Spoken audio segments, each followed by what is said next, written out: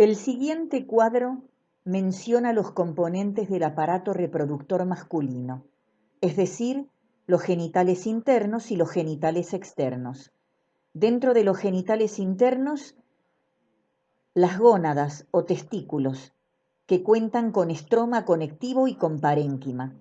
El estroma está representado por una cápsula gruesa de tejido conectivo denso que llamaremos túnica albuginea, la que emite tabiques o trabéculas que penetran y se irradian hacia la región posterior y media, donde la túnica albuginea presenta un espesamiento que llamaremos mediastino testicular.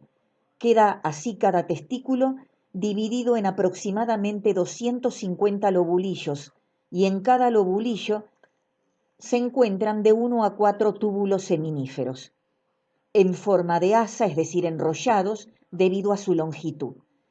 La pared de estos túbulos contiene dos poblaciones celulares que representan aparte del parénquima, las cuales son las células espermatogénicas que proliferan, maduran y se diferencian para formar a los espermatozoides o células sexuales masculinas, y además las células de Sertoli que protegen, nutren y estimulan la espermatogénesis. Se completa el parénquima con la presencia de las células de Leydig entre los túbulos seminíferos, en el tejido conectivo intersticial. Las células de Leydig son productoras de andrógenos.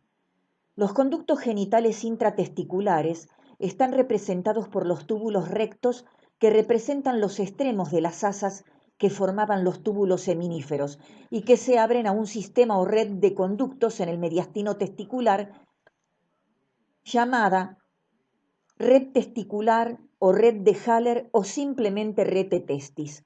La misma se continúa con los conductos o conductillos eferentes. Estos conductos o conductillos eferentes representan el comienzo de la vía espermática. Luego se continúa con el conducto del epidídimo, que cuenta con 3 porciones, cabeza, cuerpo y cola, y el que a su vez se continúa a nivel caudal con el conducto deferente, que tiene mayor espesor y cuenta con tejido muscular en su pared, quien antes de acceder a la glándula prostática y llamarse conducto eyaculador, va a emitir una evaginación que junto con la contralateral formará las vesículas seminales.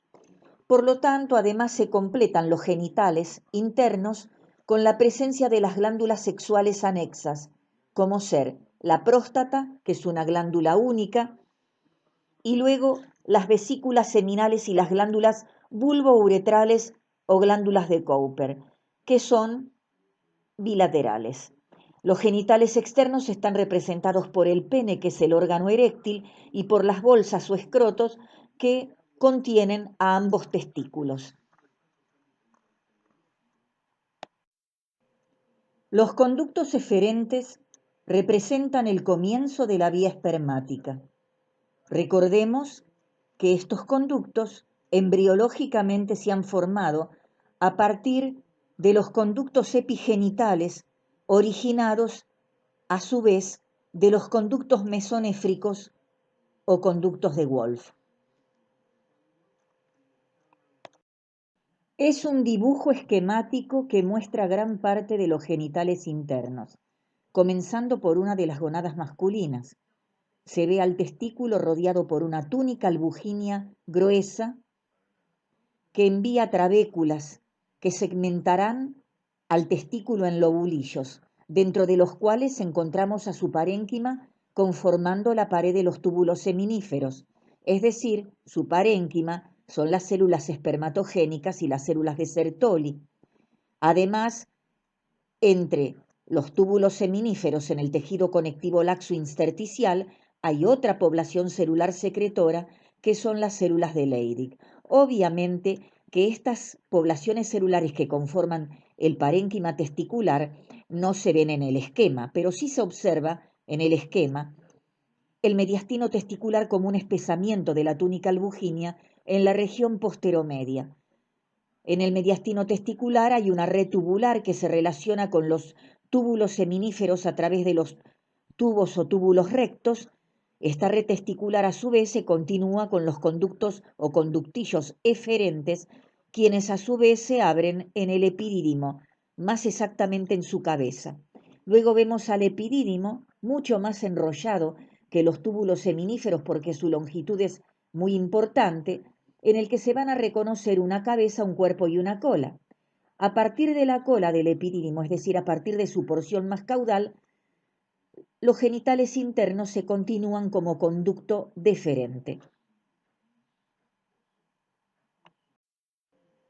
La microfotografía está teñida con hematocilina y osina, con un aumento de 100 por, y está mostrando parte del testículo a la izquierda y un fragmento del epidídimo a la derecha. Con respecto al corte parcial del testículo, se observan túbulos seminíferos en corte oblicuo y en corte transversal. Precisamente uno de ellos está señalizado en corte oblicuo con las letras TS. Además, en esa misma imagen testicular, con las letras CS se señala en el conectivo intersticial un capilar sanguíneo e inmediatamente con las letras CL un grupo de células de Leydig. También está señalizada la túnica albuginia. Con respecto al fragmento de epidídimo que se observa, aparecen diferentes cortes. Recordemos que está muy enrollado sobre sí mismo debido a su gran longitud, así que según la orientación del corte, aparece cortado dicho epidídimo o ese sector del epidídimo en diferentes sentidos.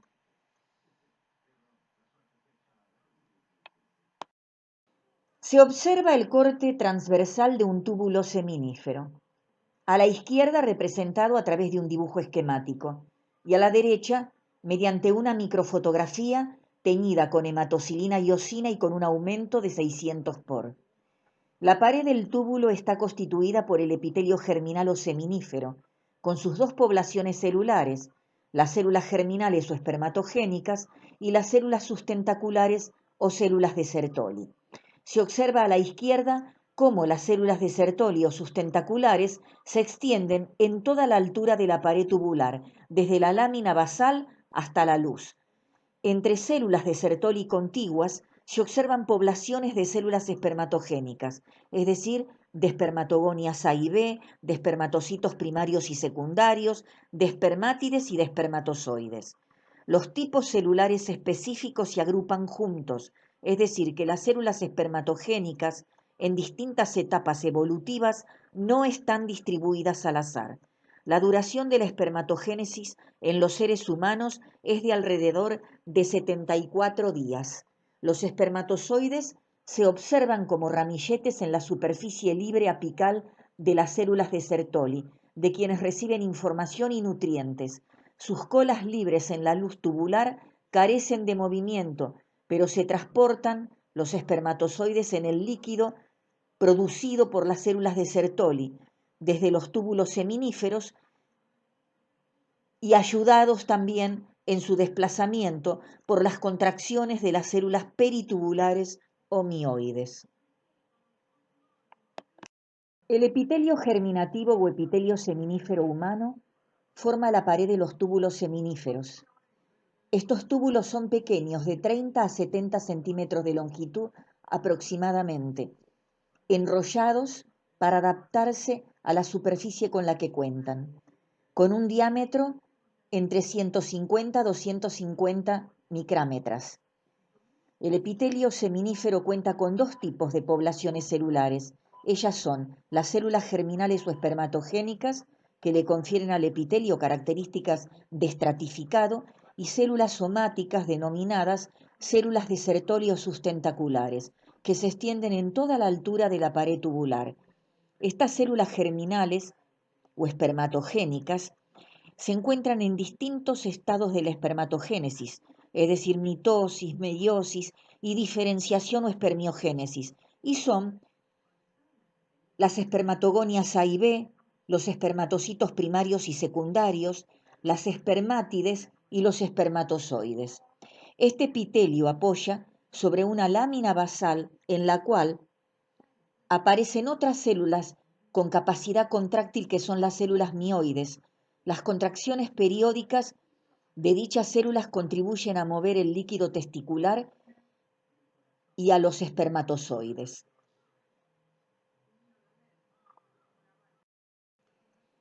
Siguiendo con imágenes testiculares, dos microfotografías teñidas con hematocilina y eosina, aunque difieren en el aumento y en el sector que de acuerdo a ese aumento podemos observar, y que están representando a la pared del túbulo seminífero. En el caso de la imagen de la izquierda, que está con un aumento de 400 por, se puede ver claramente el corte transversal de un túbulo seminífero y fragmentos de la pared de otros dos túbulos seminíferos a su derecha. Entre dichos túbulos, el tejido conectivo intersticial, que aquí se ve como espacios en blanco porque se ha retraído dicho tejido.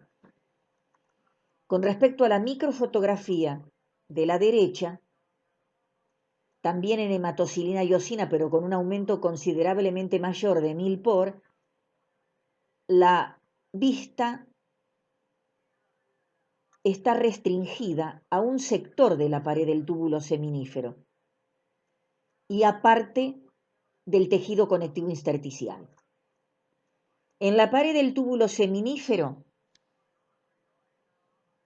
se señalan en esta microfotografía de la derecha espermatogonias, se señala el núcleo de una célula de Sertoli, se señala la célula espermatogénica más grande que ya ha iniciado la meiosis 1 y que es el espermatocito primario.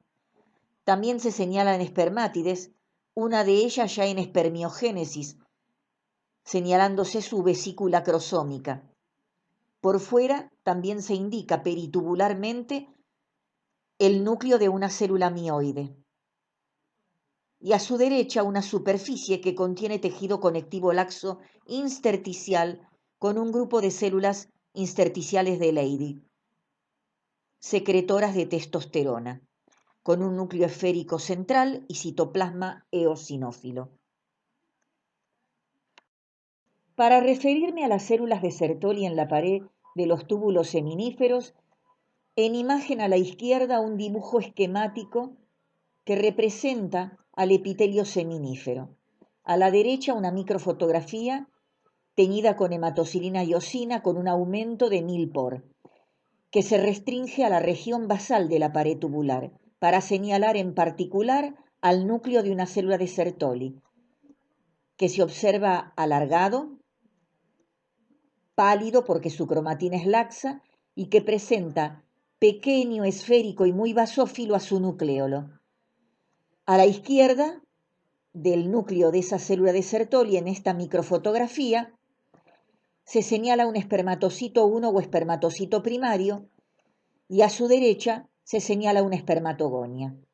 Las células de Sertoli son altas, cilíndricas, de contornos irregulares, son sustentaculares, cumplen una función de sostén de las células germinales o espermatogénicas, precisamente porque son altas y porque ocupan todo el alto, todo el espesor de la pared, se extienden entre la lámina basal y la luz. Cuentan, como ya lo he mencionado, con un núcleo alargado, claro por tener cromatina laxa, con una o dos escotaduras y nucleolo muy notorio. Las mitocondrias son alargadas y abundantes, el aparato de Golgi es extenso, los lisosomas son abundantes particularmente en las zonas en las que se produce degradación de los componentes de las espermátides en el proceso de espermiogénesis.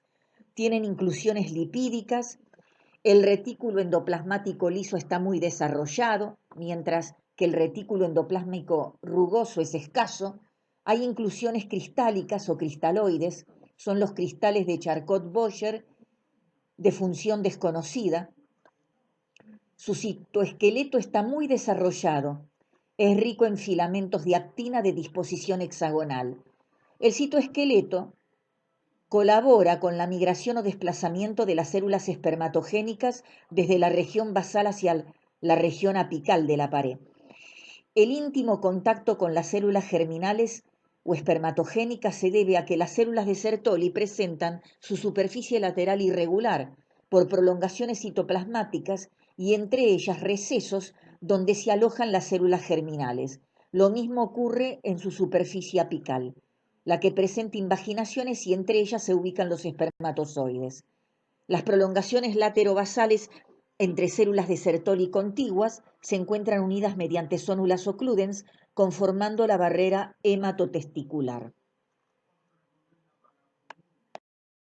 Las células de Sertoli cumplen importantes funciones, tales como ser sostén estructural para las células germinales o espermatogénicas, con las que está en íntimo contacto por su superficie lateral, son responsables junto con la testosterona de la nutrición de las células germinales, además colaboran mediante su citoesqueleto muy desarrollado en facilitar la migración o desplazamiento de estas células germinales o espermatogénicas a través de la pared del túbulo seminífero desde la región basal hasta la región apical de la pared. También fagocitan y degradan todos los componentes citoplasmáticos de las espermátides al diferenciarse a espermatozoides, se unen mediante prolongaciones citoplasmáticas basales con células de Sertoli contiguas y constituyen la barrera hematotesticular, que voy a describir a continuación. Permiten la liberación hacia la luz tubular de los espermatozoides recientemente formados a partir de espermátides, es decir, durante la espermiogénesis. Sintetizan sus receptores de superficie tales como receptores para la FSH o folículo estimulante, que es una gonadotrofina hipofisaria.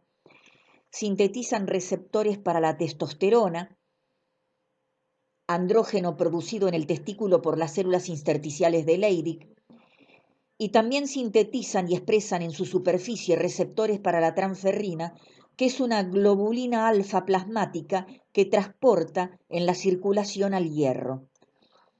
Sintetizan la hormona peptídica inhibina, que inhibe la liberación de folículo estimulante por un mecanismo de retrocontrol negativo.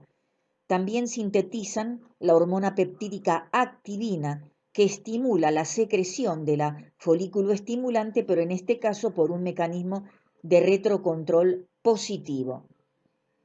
Además, también sintetizan al activador del plasminógeno para convertirse a plasmina.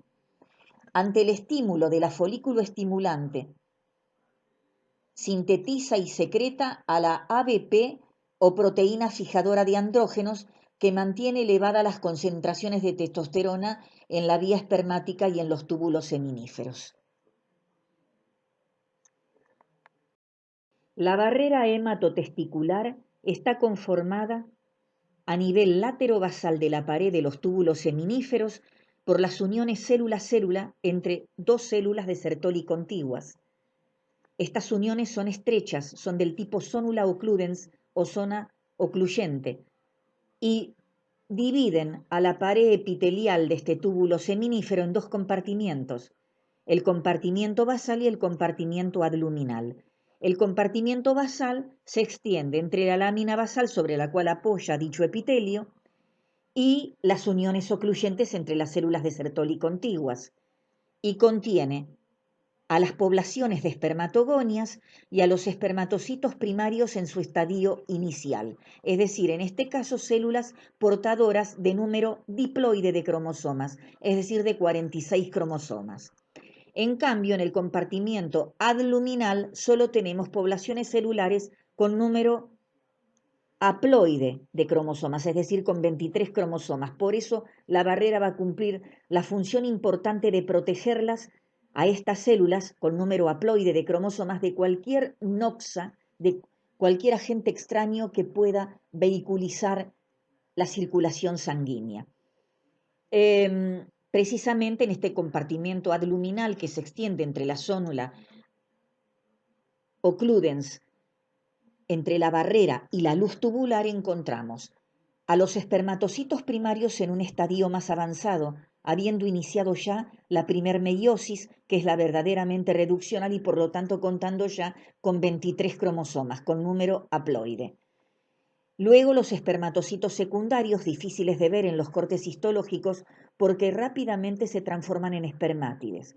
Las espermátides van a sufrir una diferenciación, van a sufrir cambios morfológicos y se convertirán en espermatozoides.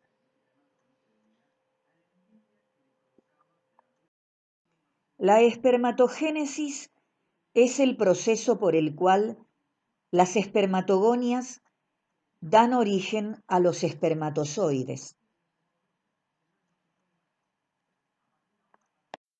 En la línea de células germinales masculinas se atraviesan varias etapas evolutivas, pero recordemos que para ello necesitamos de la existencia de células madres o células germinales primordiales, también llamadas gonocitos, las que en etapa embrionaria y con número diploide de cromosomas, es decir, 46 cromosomas, de los cuales el par sexual será XY, serán inducidas en la tercera semana del desarrollo embrionario a migrar desde la pared del saco vitelino hacia el mesenterio dorsal, pasando por la pared del intestino posterior, hasta alcanzar la cresta genital de ambas gónadas indiferenciadas, iniciándose el desarrollo testicular. Al comienzo habrá un período de proliferación mitótica donde las células madres, ahora espermatogonias A, proliferarán con dos destinos. Por un lado, formar un pool de reserva de ellas mismas y por otro lado transformarse después de varias divisiones mitóticas en espermatogonias B, que posteriormente proliferarán por mitosis y darán los espermatocitos primarios o espermatocitos 1. Ambos tipos de espermatogonias, A y B, con número diploide de cromosomas, al igual que el espermatocito primario en su etapa inicial, ocupan el compartimiento basal. Luego, en el compartimiento adluminal, se inicia el período de maduración, cuando entra el espermatocito primario en la meiosis 1, verdadera división reduccional, duplicando su ADN a 4N. El resultado inicial es dos espermatocitos secundarios con número haploide de cromosomas, 22 autosomas con un cromosoma sexual X o Y. El contenido del ADN es 2N. Poco después se dividen los espermatocitos secundarios o espermatocitos 2 nuevamente, es decir, entran en meiosis 2, dando lugar a la formación de las espermátides, quienes sin mediar proliferación se diferencian a espermatozoides, los cuales cuentan con una cabeza y una cola. La cola está conformada por un cuello o pieza de conexión y piezas intermedia, principal y terminal.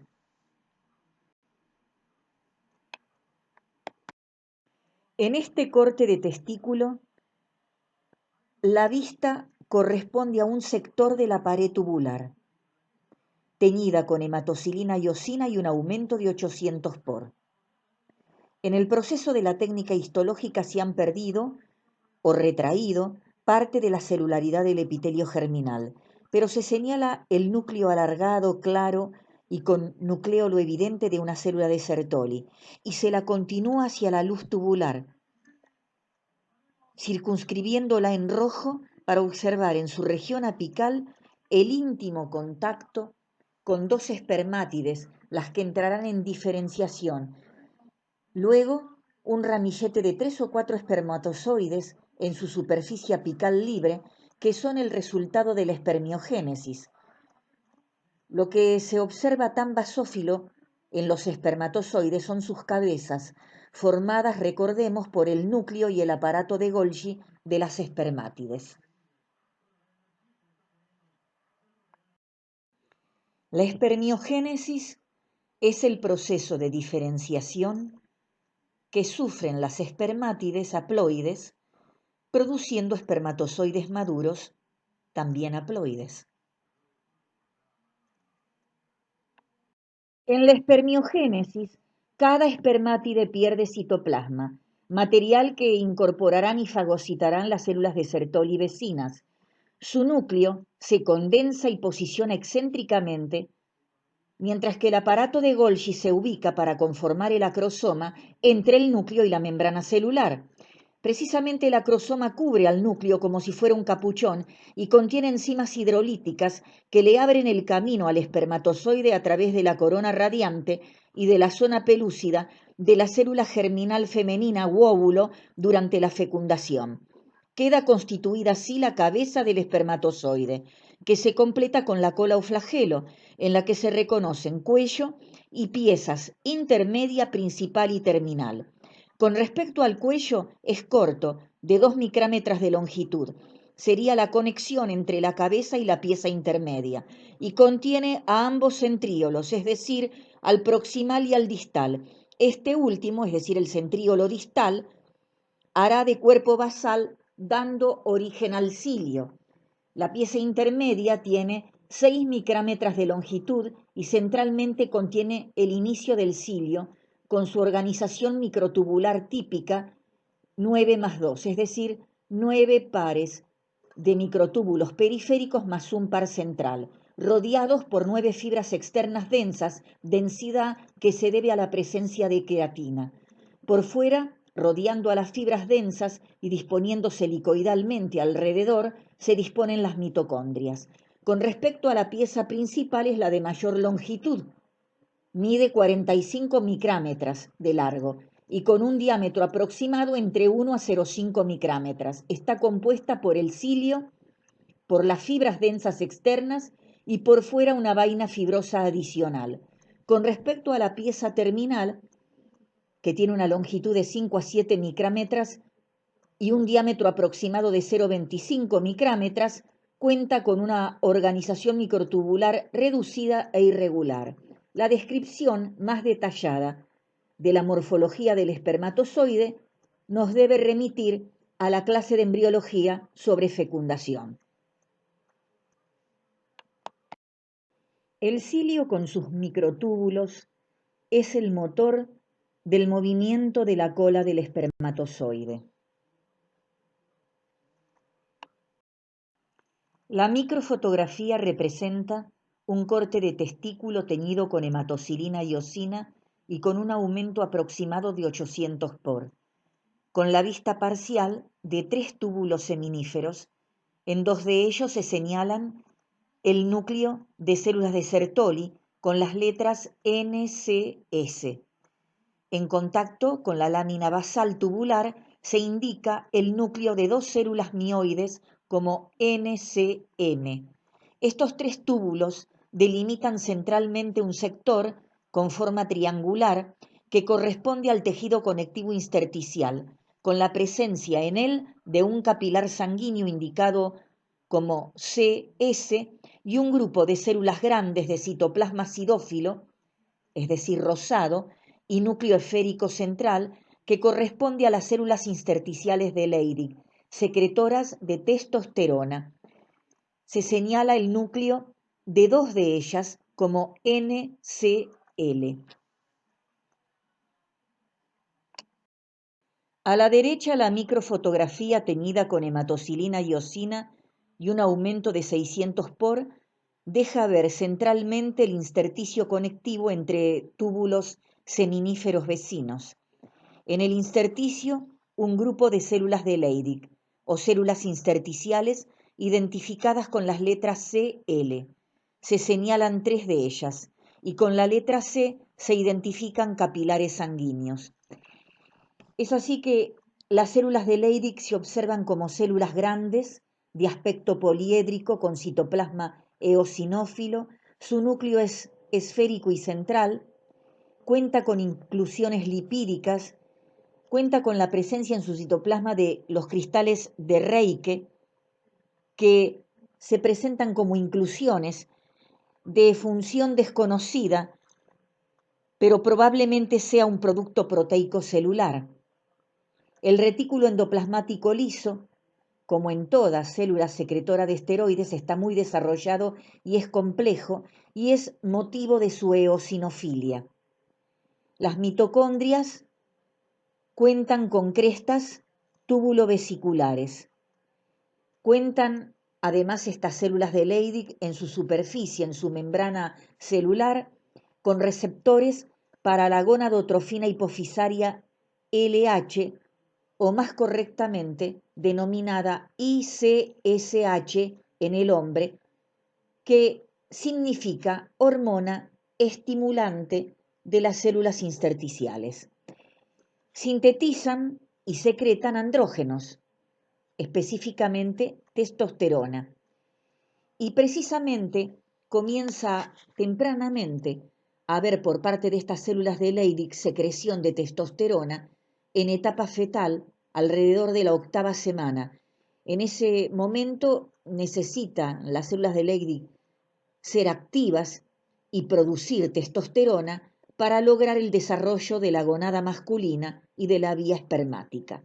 Luego, a partir más o menos del 5º mes de vida fetal y durante la infancia y hasta la pubertad, tienen un periodo prolongado de inactividad las células de Leydig y vuelven a activarse y producir testosterona cuando en la pubertad, y gracias a sus receptores de superficie, son estimulados por la ICSH. La testosterona, como toda hormona esteroidea, es sintetizada a partir de colesterol. La testosterona es necesaria en etapa fetal temprana, por ejemplo, para lograr el desarrollo gonadal y el desarrollo de la vía espermática, y también es necesaria a partir de la pubertad ante el estímulo de la gonadotrofina hipofisaria ICSH para poder lograr la producción de espermatozoides, la producción de las glándulas sexuales anexas y marcar los caracteres sexuales secundarios. Con respecto al control hipotálamo hipofisario sobre las células de Leydig y su producción esteroidea, se trata de un mecanismo de retroalimentación o retrocontrol negativo. Recordemos que en el diencéfalo, sistema nervioso central a nivel de la eminencia media, que es el área de confluencia de la región caudal de ambos hipotálamos a derecha e izquierda, un grupo de neuronas neurosecretan péptidos reguladores de la función adenohipofisaria. Allí, en la eminencia media, se sintetizan y secretan hacia el sistema porta-hipofisario, llegando a la pardistalis. Y son las hormonas hipotalámicas o factores de regulación. En este caso será el GnRH u hormona reguladora de las gonadotrofinas, que estimula y regula en más a las células gonadotropas y en particular a las luteotropas o productoras de LH u hormona luteinizante, que en el hombre se denomina ICSH u hormona estimuladora de las células intersticiales. Es decir, un nivel sanguíneo bajo de testosterona conlleva a que aumente la síntesis y secreción del GnRH o factor u hormona reguladora gonadotrófica que por vía sanguínea, lo cual es un mecanismo endocrino, estimulará las células gonadotropas productoras de ICSH, la que volcada a la circulación y llegando al intersticio conectivo testicular, se unirá a su receptor específico en la superficie de las células de Leydig, para estimular y aumentar su actividad en la producción a partir de colesterol del andrógeno testosterona. Por lo tanto, al normalizarse los niveles sanguíneos de testosterona, esto sirve de información para inhibir las secreciones del GnRH y de la ICSH. Ambas microfotografías en hematocilina y eosina y con aumentos de 100 y 200 muestran la estrecha relación de los conductillos eferentes y la porción inicial o cabeza del conducto epidídimo.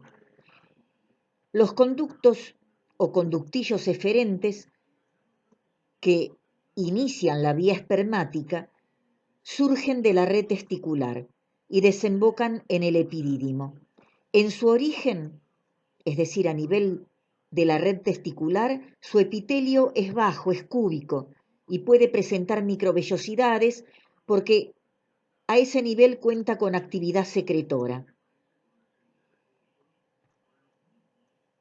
A medida que se acerca a desembocar en el epidídimo, el epitelio crece, se hace alto, cilíndrico a pseudoestratificado y puede estar provisto de estereocilios y tener un rol absortivo. El tejido conectivo laxo que se encuentra debajo del epitelio, de estos conductillos, cuenta con células musculares lisas. A la derecha, el epidídimo, con una longitud tan importante de 6 metros, lo cual lo obliga a estar muy enrollado, alcanzando así una longitud final de 4 a 5 centímetros de longitud. El hecho de que esté tan enrollado hace que en los cortes histológicos puedan aparecer con distinta orientación, longitudinal, oblicuo, transversal.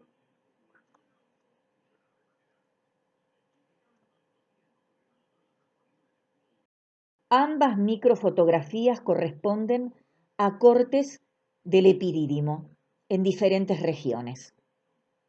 Están teñidas con hematocilina y eosina y con un aumento aproximado de 600 por.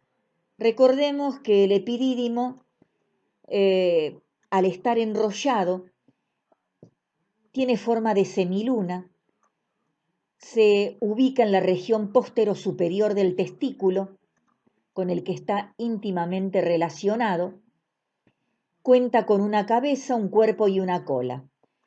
Ya hice referencia a que la cabeza está conformada por los 12 a 20 conductillos eferentes. En cambio, cuerpo y cola se corresponden con el conducto del epidídimo propiamente dicho, que va a contar con un epitelio más alto. Precisamente, la orientación de los cortes debido al profundo enrollamiento de este conducto del epidídimo es diferente en ambas microfotografías. En la microfotografía de la izquierda, los cortes tienen orientación transversal. El epitelio, en general, en el epidídimo, es alto, pseudoestratificado, cuenta con 2 tipos de células, las células basales, con núcleo esférico cercano a la membrana basal, y células principales altas cilíndricas que cuentan en su superficie libre con estereocilios que serán indicados con la letra E. Rodeando a estos cortes de los conductos, encontramos la presencia por fuera de la membrana basal de fibras musculares lisas, que son equivalentes a aquellas células mioides peritubulares que estudiábamos en testículo al mencionar a los túbulos seminíferos. Igual que aquellas células mioides, estas células musculares lisas, al contraerse, colaboran con el desplazamiento de los espermatozoides que en el interior del epidídimo se desplazan y continúan con su maduración. En la microfotografía de la derecha, en cambio, los cortes están en sentido oblicuo, incluso uno se ve en el momento en que se dobla para enrollarse. Probablemente el corte de la microfotografía de la derecha corresponda a la región de la cola, particularmente por la cantidad numerosa de espermatozoides que se ven en su luz, porque el epidídimo, y sobre todo a nivel de su cola, es un almacenador de espermatozoides. Con respecto a las células musculares lisas que se encuentran rodeándolo, a medida que llegamos a la región caudal de la cola, se hacen más numerosas, de mayor espesor, porque empiezan a organizarse en capas, en la cercanía del conducto deferente. El conducto deferente se origina del extremo más caudal del conducto mesonéfrico o conducto de Wolff. Conecta el conducto del epidídimo con la uretra. Al llegar a la próstata y antes de penetrar en ella, emite a cada lado una vesícula seminal. Luego transcurre por la próstata y alcanza la uretra prostática con el nombre de conducto eyaculador. Tiene 30 centímetros de largo y 2,5 a 3 milímetros de diámetro, y su pared está conformada por 3 capas: una capa interna o mucosa, una capa muscular importante y una adventicia.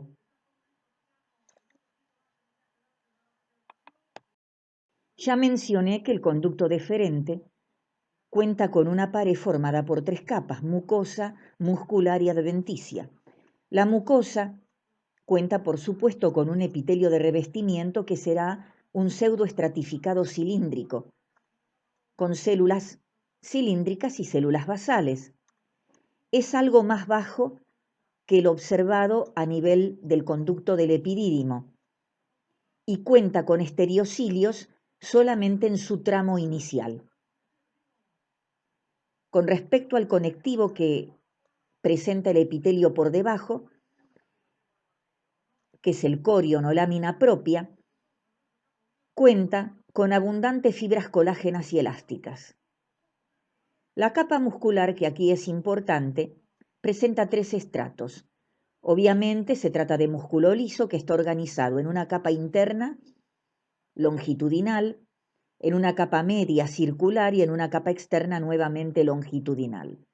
Y finalmente la cubierta externa es un tejido conectivo que llamaremos adventicia, que está muy vascularizado, transporta los vasos espermáticos y contiene nervios vegetativos, en su mayoría de índole adrenérgica. Para completar el concepto sobre los genitales internos, hay que integrar a las glándulas sexuales anexas masculinas, y la imagen o dibujo anatómico de la derecha las ubica topográficamente. Ellas son 3. Por un lado, la próstata, que es una glándula impar situada debajo de la vejiga y estrechamente vinculada con el segmento inicial de la uretra, o sea, con la uretra prostática. Las vesículas seminales son órganos pares asociados con cada conducto deferente, y las glándulas bulbouretrales o de Cowper, también bilaterales y pequeñas, están por detrás de la uretra membranosa. Otra vista de la ubicación de las glándulas sexuales anexas masculinas. La imagen de la izquierda es un corte sagital y se ven las 3. A la derecha, la vista es anterior, por lo que las glándulas bulbouretrales no se observan. Las glándulas bulbouretrales o de Cowper son 2, es decir, son pares, de 1 centímetro de diámetro, pequeñas. Se ubican detrás del bulbo del cuerpo esponjoso. Sus unidades secretoras son túbulo-alveolares, las que se continúan con un sistema de conductos que confluyen en un conducto principal, el cual desemboca en la uretra. Su secreción es un líquido claro con presencia de mucina, débilmente alcalino. Tiene función lubricante, neutralizando los restos de orina en la uretra y preparando a ésta para el paso del semen. Las vesículas seminales son 2, es decir, es un órgano par. Es un largo tubo de 15 centímetros de largo cada glándula, pero como está muy plegada, en definitiva tiene 4 centímetros de longitud y 2 centímetros de ancho. Se forman del conducto deferente a cada lado antes de que éste atraviese la próstata como conducto eyaculador y se abra en la uretra prostática. Cuenta con una mucosa que está muy plegada, revestida por un epitelio pseudoestratificado, por debajo del cual hay un corion o lámina propia de tejido conectivo laxo. Luego tiene una capa muscular de músculo liso organizado como una interna circular y una externa longitudinal. Y finalmente una cubierta externa conectiva, es decir, una adventicia.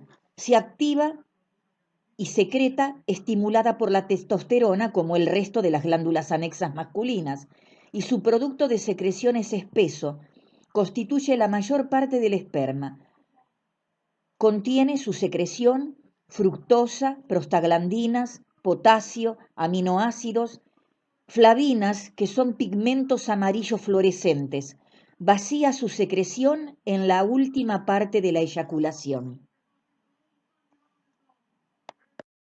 Ambos cortes corresponden a vesículas seminales, teñidos con hematocilina y eosina y con un aumento de 100 por. Lo más característico en ambas microfotografías es el importante plegamiento de la capa mucosa de dichas vesículas. Y por fuera de esa mucosa plegada, lo que se ve teñido con eosina en color rosado corresponde a su capa muscular, de músculo liso. La próstata es un órgano impar que rodea la primer parte de la uretra, es decir, de la uretra prostática. Además se sitúa debajo de la vejiga. Pesa 20 gramos, tiene 3 centímetros de largo, 4 centímetros de ancho y 2 centímetros de espesor. La próstata está formada por 40 glándulas túbulo-alveolares de epitelio pseudoestratificado cilíndrico. Si la glándula está muy activa, este epitelio se pliega. Si la glándula tiene poca actividad, el epitelio es bajo. Estas 40 glándulas están distribuidas en distintos sectores. Por ejemplo, las ubicadas periuretralmente son las glándulas mucosas, las ubicadas centralmente son las glándulas submucosas y las que se ubican periféricamente son las glándulas principales. Cuentan con un estroma de tejido conectivo denso, no modelado y con la presencia de fibras musculares lisas. En las luces glandulares pueden verse cuerpos amiláceos, también llamados concreciones prostáticas, las que aumentan con la edad y se presentan como una estructura laminar concéntrica y eosinófila formada por amiloide, que es una proteína fibrilar. Este tejido glandular responde al estímulo de la testosterona a partir de la pubertad, que es cuando las células de Leydig vuelven a ser activas.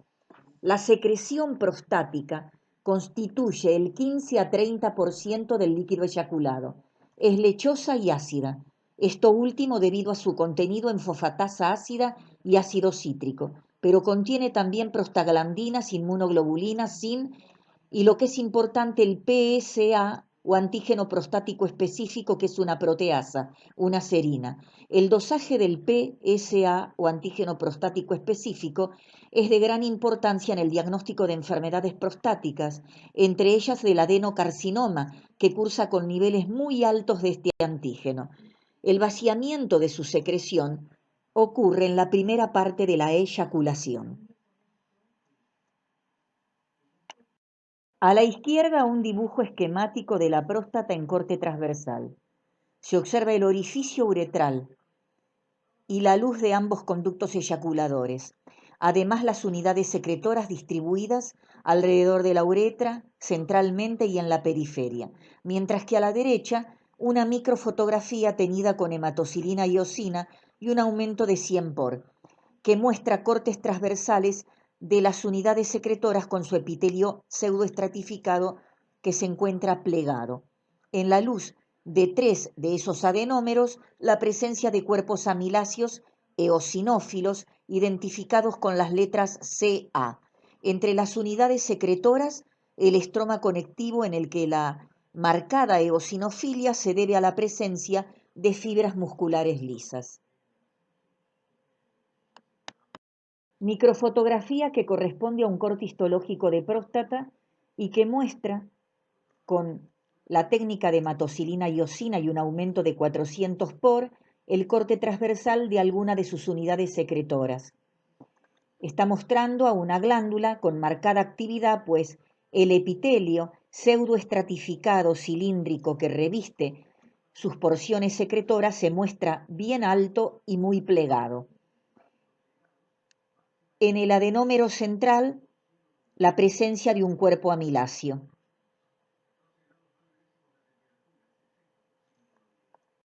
Este corte histológico de próstata Se encuentra teñido con la técnica tricrómica de Gomori y con un aumento de 600 por, centralizado en el campo, el corte transversal de un alvéolo prostático. En él se señalan dos pliegues de este epitelio alto pseudoestratificado cilíndrico que al estar plegado está demostrando una marcada actividad de la glándula. En el estroma conectivo que lo rodea se señala la presencia de fibras musculares lisas identificadas con las letras FML. Después de haber presentado al aparato reproductor masculino y de haber explicado los componentes de sus genitales internos, finalizando esta clase mencionaré a los genitales externos. Los genitales externos son el pene y el escroto. El pene es el órgano copulador masculino que libera espermatozoides en el semen con cada eyaculación, pero que además libera orina en cada micción porque contiene a la parte más caudal de la uretra, es decir, la uretra peniana o esponjosa.